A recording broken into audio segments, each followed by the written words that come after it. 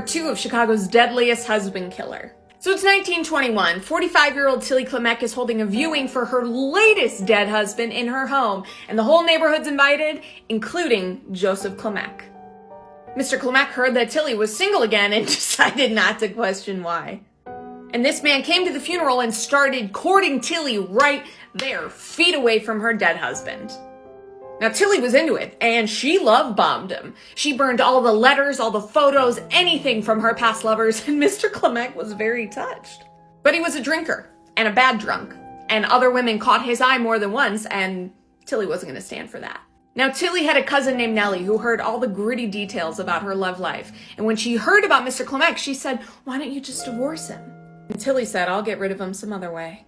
And then Mr. Kilmek got ill out of nowhere. Tillie tried to nurse him back to health by making sure he was well fed, but nothing helped. It was at this time that Tillie convinced him to take out a life insurance policy. I mean, you have to respect it. Eventually, Mr. Kilmek's arms and legs went numb until he was paralyzed. He was rushed off to Cook County Hospital, where doctors diagnosed him with, you guessed it, long-term arsenic poisoning. But he survived, and Tillie was arrested. And they did not go easy on her. They interrogated Tillie for 18 hours straight. And she did not go easy on them, reportedly screaming, "The next one I want to cook dinner for is you." But she did confess that since 1914, she had been poisoning her husbands with a blend of arsenic called Rough on Rats, which her cousin Nellie got for her. Nellie was also using it to solve her problems. And now they had to face the Victrola music.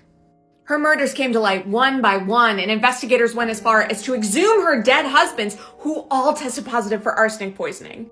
And it wasn't just husbands. In total, it was estimated that Nellie and Tillie together had killed over 30 people. Now, Tillie wasn't the first husband killer in Chicago, but the murderesses before her were pretty young things who weren't afraid to pout their lips and bat their eyes and show a little ankle.